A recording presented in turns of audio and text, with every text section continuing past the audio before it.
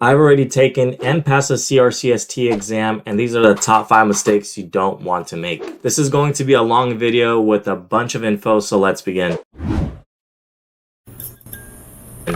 Before scheduling, you'll need to complete your requirements, which most of you already know is 400 hours of hands-on experience, or you can get the provisional 6-month certification version. Applying for the verification process will be a $25 non-refundable processing fee and can take up to 3 to 4 weeks. By the way, when applying, make sure you spell your name exactly how it appears on a non-expired ID. I'll touch on this later. A little hack to speed up the application process is letting your supervisor or manager know that they will be getting a verification email from HSPA. So basically, if the quicker they reply, the quicker everything goes. And you can take this a step further and notify HSPA when your manager or supervisor approves the email. That way there's no delay on either side. Okay, with that out the way, you'll be getting an email with a 6-digit code and you'll have a 120-day window to apply for the exam. Which brings us to mistake number 1, scheduling incorrectly. Some of you might not know this, but once you schedule the exam, you only get one shot at passing the exam, and if you fail, you're gonna have to pay the exam fee over again, which is $140 currently, and on top of that, you will have to wait 6 weeks minimum until your next attempt from your last attempt. So with that being said, scheduling your exam is very important, so you want to give yourself enough time to study and be well-rounded in SPD knowledge before scheduling the exam. The reason for that is Prometric, the company that is facilitating the exam, is very strict with their testing procedure. I'll elaborate more on that towards the end of the video, but one of the biggest areas that they're strict in is rescheduling. When you schedule your exam, you can only reschedule it if it's before noon Eastern Standard Time and 2 business days before your exam date. If it's sooner than the 2 business days, you will not be able to reschedule the exam and you'll have to sit for the exam or forfeit it and go through the whole rescheduling process. And FYI, once you lock in a exam date, the $140 exam fee is non-refundable and you cannot extend the testing window under any circumstance. Other things that can result in forfeiture are failure to schedule and take the exam within the 120-day testing window, missing or arriving late for an appointment, and presenting an ID that's unacceptable, expired, or doesn't match your registered name.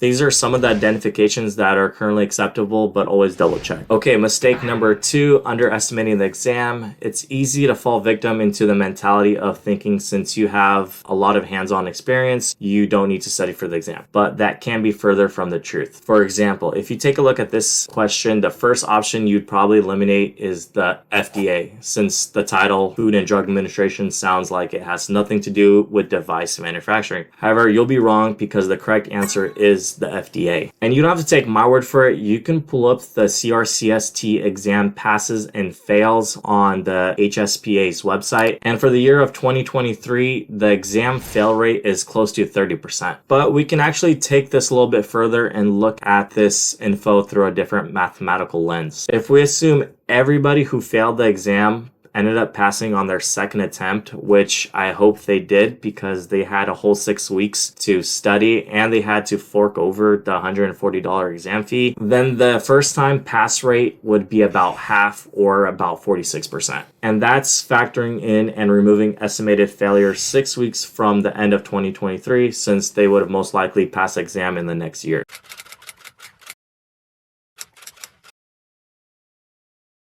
Alright, mistake number 3, prepping. Close to 4 hours went by since I walked into the exam and by the time I walked out of the exam. With that being said, you want to save as much mental energy as possible before going to the exam.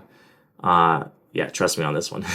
One way to conserve your mental energy is by familiarizing yourself with the testing software interface beforehand so you don't have to end up learning it on the spot. Luckily, Prometric has a free software demo that you can use to familiarize yourself with their testing interface. That way, when you go take the exam, you know exactly what to expect, including all the little features like right-clicking to cross out options to help you narrow down the correct answer, as well as other things. And in my opinion, people who are not using this free service are making a mistake. So if you want to check it out, I'll leave it down in the description. Some additional preparation mistakes to avoid are not planning your route to the testing facility beforehand, not getting enough sleep or getting a good breakfast in the morning. That's just like basic stuff. And the third one is studying incorrectly, which brings us to mistake number 4.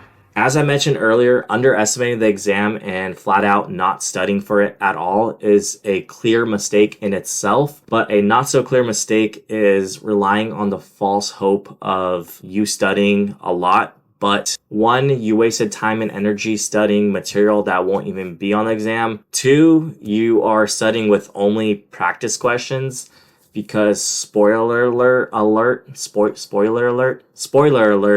there is multiple ways to question one topic. So it's best to understand the entire topic rather than just knowing bits and parts of it. And three, which is the worst, studying outdated and inaccurate material that is freely accessible online. Because fun fact, this actually surprised me when I was doing my research for this video. The very first ever CRCST exam was given, wait for this, January 1st of 1975. That's over 49 years ago. So with that being said, I recommend you studying from the source which the CRCST exam is based on, and that's the Sterile Processing Technical Manual from HSPA. They've previously been known as ISHM for those of you who have been in the field for a while now. Side note, if you want to use the very notes I took while studying the book, which ultimately led me to passing the exam on my very first try, I'll make sure to link that down below as well. If you do, greatly appreciate it. It did help me out tremendously and my friend Lily in her passing the exam first try, both of us. And since you made it this far in the video, as a special little treat, I'll add a little coupon code right here where you can get a special discount. Yeah, just put that in at checkout. Oh, and before I forget, I'll also be giving away my copy of the 9th edition Sterile Processing Technical Manual. So yeah, I'm gonna give it away in a future video. Just make sure you subscribe so you don't miss out on that and other future freebies I'll be giving away on this channel.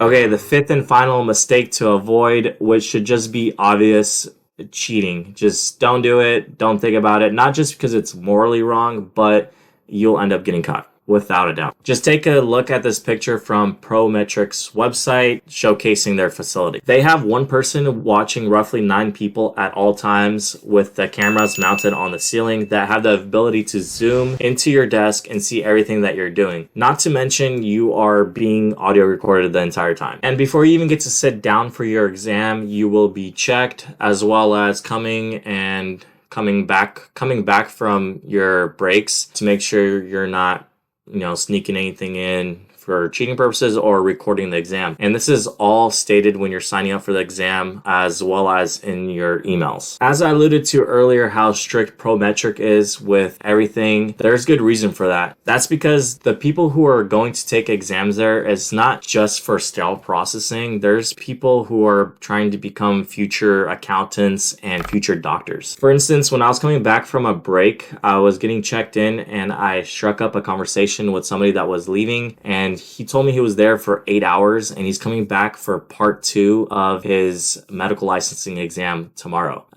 Yeah, so it's pretty intense. If you have any questions, feel free to drop them down in the comments. I will try to answer them. And if you like the video, helps me out a bunch. Thanks.